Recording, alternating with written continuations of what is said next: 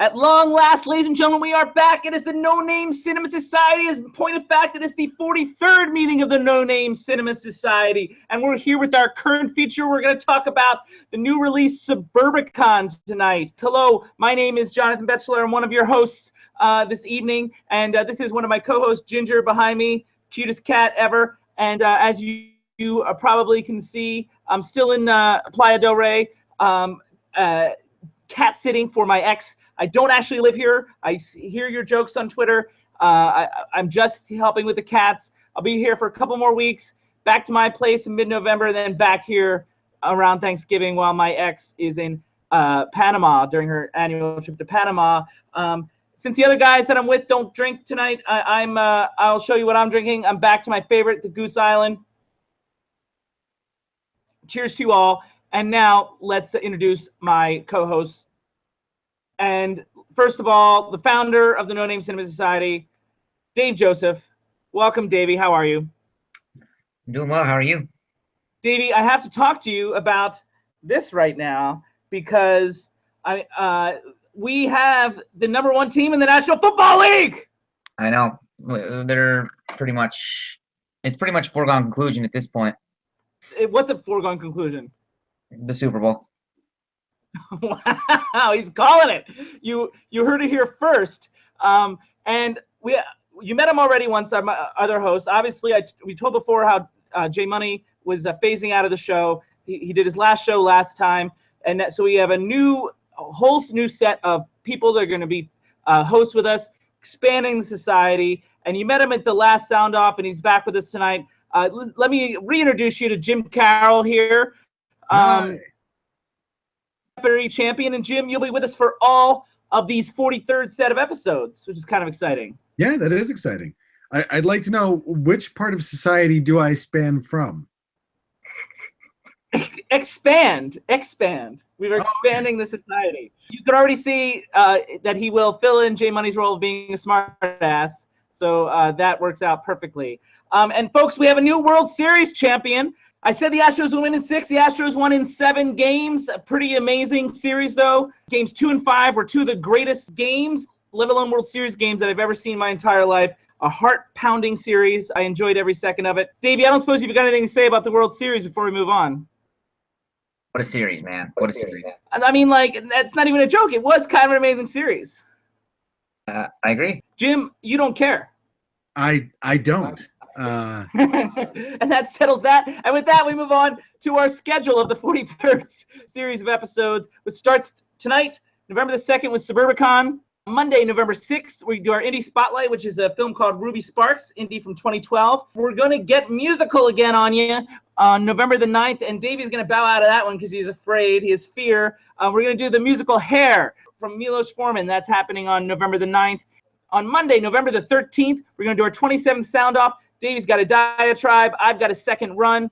And I have to do my top 5 counterculture movies, which is another challenging top 5 that Davey has assigned me. But it should be interesting and an interesting discussion thereof. The other fun part is you're going to see us pretty much all in November because our new series episode is going to start November 16th. And so we're pretty much going to have Mondays and Thursdays, except for Thanksgiving, blocked out. The No Name Cinema Society all of November. And we're making up for lost time because I think this is only our 5th episode, Davey, all year.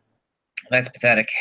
It is indeed pathetic. And Davey, do you know what time it is? No. It's Jim's first show, so he would know, but it's summary time.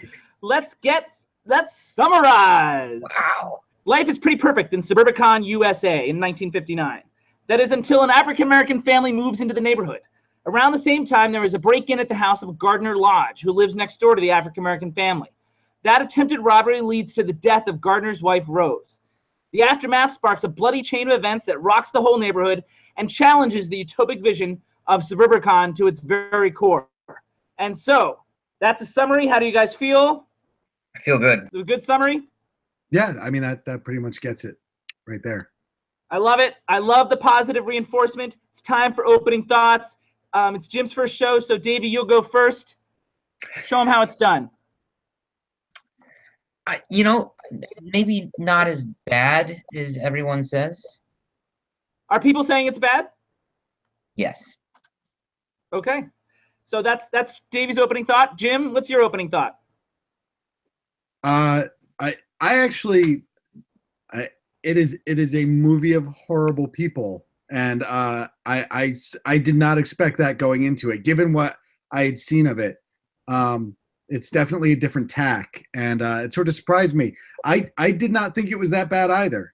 We have to teach Jim about opening thoughts here, about how to pare that down. I like it. I like it. I think he's maybe blazing the trail. I think this is the new thing. We'll New just opening actually thoughts, do a whole paragraph review in opening thoughts. Yeah. I gotta lock that down. Next time he's gonna get a buzzer. My opening thoughts is, I mean, we were talking about reviewing a film called The Snowman last week, and my opening thoughts for that film was going to be that with all the talented people involved, it should have been better. And I can say the same thing here. In fact, this film is much worse than The Snowman. I really hated this movie, and so I clearly hated it much more than those guys.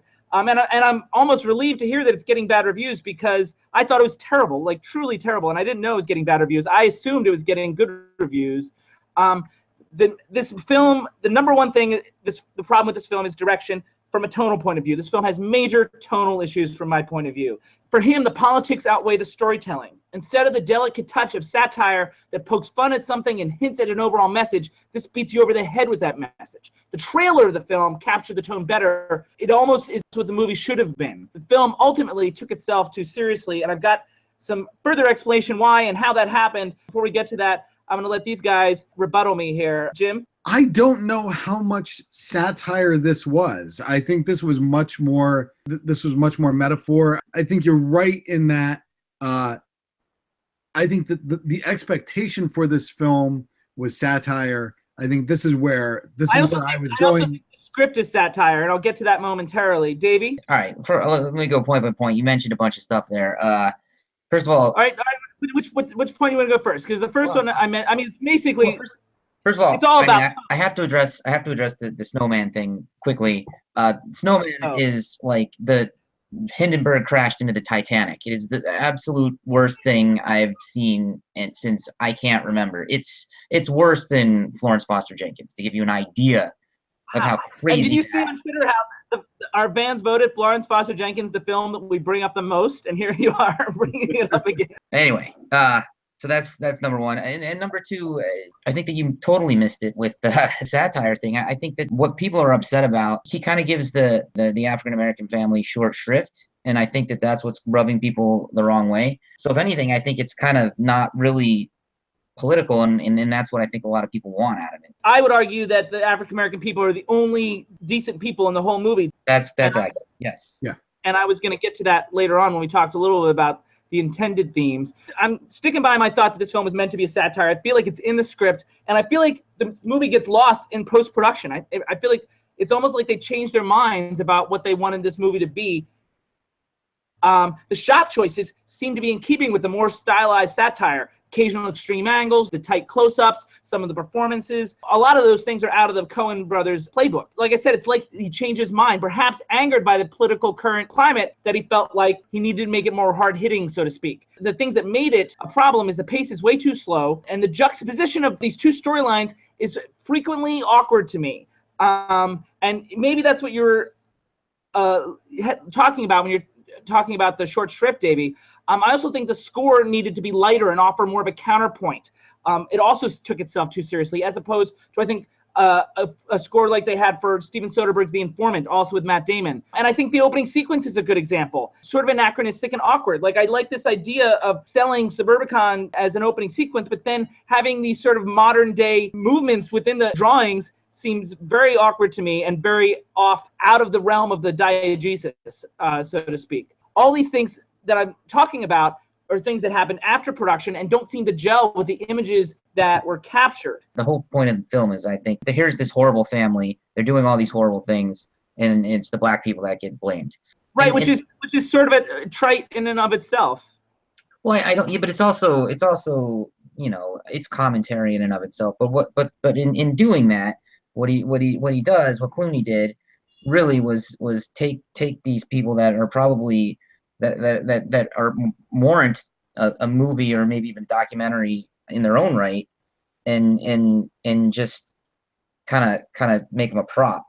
So I can see why people are upset about that, but Yeah, I don't know. I just thought that I mean, like, I agree that they're not developed, but that almost seemed part of the point to sort of have this counterbalance. This, you know, and what the film then becomes is a condemnation of white America which is, I think, makes things even more divisive if you're worried about the current political climate. Davey, about this post-production thing. I mean, I don't know how you can tell. I mean, how you think it was what in the cut? Well, I mean, the way I was trying to make the point is I feel like the images and the performances seem to be one way, and these external post elements seem to be another. And I talk about the cutting, the pace, the score, the way that the scenes are juxtaposed with one another. Those things seem to belie the stylization of everything else. And I think, and then I'll let Jim go, because I think he's got a lot to say about this particular thing. I think basically. No, it's true. When I said Davey, I meant to say Jim, and I cut to Jim, and then I realized I said Davey, and you started talking again. I'm like, why is Davey talking? Oh, so I was actually trying to include Jim. I just said the wrong name. All right, Jim. I grant you 100% that this was Coen Brothers light. That Clooney stylistically was, cribbed a lot of notes from the Coen Brothers. I don't know if it was satire. I think it was definitely. The end result definitely isn't, but the script, I feel strongly, was intended to be. The opening credits, which I've already complained about. Which you've already complained about, sets up this is a utopia. And within 5 minutes, we learned that their utopia is an utter corruption. There is corruption in the roots. Also, not interesting or fresh idea. Like the concept of suburbia not being all that it's cracked up to be is hardly groundbreaking. But usually that is the reveal. You build up, you think of Pleasantville, and you think of, it takes 45, 50 minutes for it to really start, for you to start peeling away the layers of this repressive society and for people to start expressing themselves. Here in the first 30 seconds, you know that Suburbicon is an awful place. Okay, what's your point? My point is that there is, it is not, it is, the movie is holding a mirror up that we have met the enemy and the enemy is us. If it's not a satire, then it's even worse, because it's done with no nuance and a blunt instrument. In that sense, it's a blunt instrument of a film, and it has no depth or has no gray areas, if that's the case. Because the way that the white America is depicted in this mirror is plain awful. And I mean, you should be offended, because I was offended by that. I don't know how inaccurate some of that was. I mean, look, our knee-jerk reaction is to say, it's not about inaccuracy as much as it is a heightened quality, and also a small portion, or maybe not so small, but certainly not everyone behaves the way that the white people did in Suburbicon. Here's the nuance. Here's the nuance. There is no nuance. Don't even try to make it up. There is nothing there. I am going to split your argument. You're offended at the way that the white people were portrayed against the black family. I'm mostly offended by the film being so one note in that regard. Our reaction is to say, yeah, screw those people. Those are bad people. What they're doing is bad. But the film sets us up, at least in the first few minutes, as Matt Damon is the good guy. Like, we're led along with Matt Damon as the protagonist for at least 20 minutes until it starts smelling fishy. I mean, I don't know. I disagree with that too. I mean, I feel like he's fishy from the get-go. You're forgetting that there is one white person, prominent white person. I mean, you're right. I said this in my notes. All adult. Even Uncle Mitch is a bit of a, he's got his moral compass is more aligned with normal people, but he's also a bit of a buffoon and has a penchant for violence. Not the wife. The wife is good. She's the one. No, she's the one that sends the kid across to go play. No, that's not the wife. That's the aunt. That's the aunt that does that. No, I think you got it backwards. The wife is the one that gets killed. No. The aunt sends him across the street. I don't know, Jim. Am I wrong about this? It was the aunt's idea, and the wife says, "Go and do it." All right. So you're both right. It was both of them. I seem to recall her actually saying no, and protesting, but maybe I blocked this movie out in their mind. I do want to talk a little bit about the performances, because I actually thought, in spite of all these issues with tone, I actually thought the performances were all really good in terms of delivering and adding to what's on the page. And and maybe the disconnect here is I am picturing a different movie. I have made a different Suburbicon, a different movie in my head. But I mean, like, what I've made is certainly better than this, because if the script is not meant to be a satirical mirror against society, then it has a real problem with hitting us over the head. That's not a good argument, or it's not an argument that makes the film better. It makes it worse in my mind. But I mean, I do think the performances were all lovely in this sort of heightened way. I think that's something that Clooney brings to the table, because performances in his films are frequently very good. And I think about Sam Rockwell in Confessions of a Dangerous Mind as being a particularly strong performance. I thought Matt Damon here, I think his performance is exemplified by a terrific monologue at the end. To stand out once again. We had her the last episode, actually, the last current feature for the Kingsman 2, and she was a standout there too. And she's also Davie's choice for Best Actress of 2014, incidentally. And Noah Jupe as the kid is terrific. It's hard to find good young talent, and he navigated some difficult material believably and impactfully. I thought he was great. And another reason why I feel like this movie was so disjointed is because I think the performances are good, but the movie doesn't add up to anything. I thought the performances were good. I thought the kid, though, really stood out to me. I thought Matt Damon, the end scene with at the kitchen table is pretty good. Right. I mentioned that. Didn't I mention that, or did I not? I'm agreeing with you. You're cool. Jim? Yeah, the kid was a standout by far. There's no question. Julianne, it's almost a shame that all this good acting was wasted on this movie, and a lot of the other supporting actors were all very good, but right out of the Coen Brothers playbook. Can we segue to screenplay? And I think that'll bring up some of the things that we were talking about earlier. I went with the writer who liked the script and saw a lot of cleverness within. I liked and saw the potential in the script that wasn't executed well. But overall, I mean, like, I felt like it was a Coen Brothers script that they wrote a few years ago and then borrowed some elements from it for other better scripts that they made over the years, and then dusted this off and just let Clooney have it, because it just felt it had some rehashed elements from stuff that we've seen, and then have some of the edge or some of the bite at some of these other Coen Brothers films. And it sounds like you guys are going to disagree. I thought the script was fine. That sort of third act, huge Chekhov's gun that they drop. That you just can't get away from that. What the minute that it comes up, I knew that it was going to be used at the end of the movie. And not only that, I mean, like, I did have that complaint, and I had this argument or discussion with the person I went with. I mean, that there's so much of the script is so predictable, and it's almost like, and I agree with my friend that said it was like they embraced the fact. They embraced the predictability, and they made you wait for it just a little bit longer. Like, you knew it was coming, but they did, an occasional, like, oh, it's not coming yet, like that sort of thing. They love that. I'm like, like, I'd rather it be surprised either way. Davey? It's a question of whether you can stomach the way that the family was used. That's the whole movie. If you can be okay with the fact that they took a compelling story and made it sort of just a sideshow and a prop. Your compelling story is the African-American family story. Yeah, because, well, you know that they're based on an actual family, that it was in suburban Philadelphia, I think. I didn't know that, but I mean, it's not surprising to me that it's in suburban Philadelphia. Yeah. Unfortunately, you're right. So I think that is that's the thing that I've struggled with, because I didn't. Now, did you hear this buzz about before you saw the movie, or did you hear it afterwards and agree with it? No, because I came out of it thinking that was really odd, and I was conflicted about it. So then I read about it, and other people are pretty upset about it. And I get it. But on the other hand, I think that the point is valid that does happen, where people just kind of scapegoat in a situation like that. They don't want to blame the people that are like them, so they got to find someone else to blame.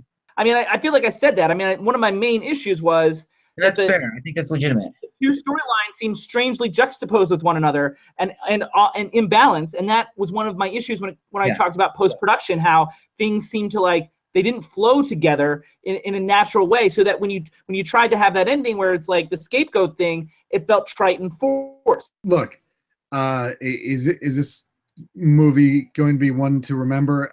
I don't think so. I didn't think it was bad. I didn't hate it as much as you did. I think that the pieces didn't all fit together, but it wasn't completely disparate. I did like the acting.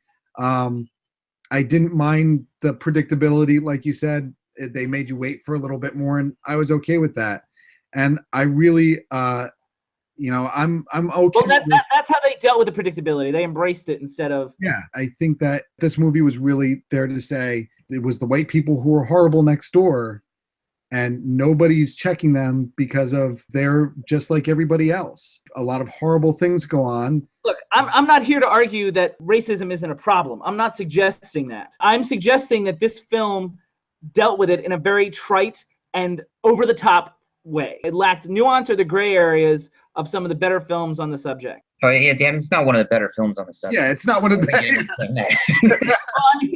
I don't think that's too much to ask in a work of art. Is trying to look at both sides of an issue. I mean, I felt like it was very basic and blunt, and especially with the people involved. And honestly, I feel like that's a consistent problem with George Clooney's work as a filmmaker. Again, with the exception of Confessions of a Dangerous Mind, but Good Night and Good Luck, which is a film I was really looking forward to. Instead of making these people more interesting, he makes it about the politics of it. And I agree with the politics of it. Honestly, from a McCarthyism point of view, who doesn't at this point? But it feels didactic when you start to beat me over the head with it. Like, I get it. Like, that's a consistent problem in his work. Monuments Men was terrible. This is maybe not as bad as Monuments Men, but maybe his second worst film. Go back doing fun stuff like Leatherheads, George. Help me, and then we can talk more about it. So, guys, I'm going to close things out here. Do you guys have anything you want to say before I start selling our next shows? Yeah, real quick. I think it's something that Jim brought up in the beginning, and I think it goes to what you said. I think that the trailer does tell you, it does make you think there's a totally different movie that's coming to you, and I wonder if maybe there was, and you're right, and in post they switched it around a lot. That's my theory. Again, I'm looking at the way the film was shot too, like those extreme angles and tighter close-ups. You seem to be in keeping with a heightened stylization that the other elements seem to combat against, and the other elements being the pace and the score. For example. Jim, anything you want to add before we close out? No, I mean, I pretty much said what I meant to say. It was fine. I didn't hate it. I did. Maybe this will turn into my Florence Foster Jenkins. Maybe this is the one that Davey will get on like me. It. You like it? I don't hate enough movies on the show. It's true. I'm frequently defending movies, but this one not so much. Like I said in the beginning, guys, we're hoping to own November. Shows almost every Monday and Thursday this month if we can get our schedules straight. Obviously, we're not going to have a show on Thanksgiving, so that 1 week we will have a show on the Wednesday before Thanksgiving. That'll probably be the classic. Our next current feature should be Murder in the Orient Express. And we should have that in 2 weeks from today, Thursday, November 16th, a remake of the 1974 film, and obviously adaptation of the Agatha Christie novel directed by Kenneth Branagh. And we've got star-studded cast for that. Our next show, though, is coming up this Monday. It's our Indie Spotlight, and it's going to be Ruby Sparks, an indie from 2012 starring Paul Dano and Zoe Kazan and Ruby Sparks. And that will be this Monday at 9 Eastern, 6 Pacific. And so until then, this meeting of the No Name Cinema Society is adjourned.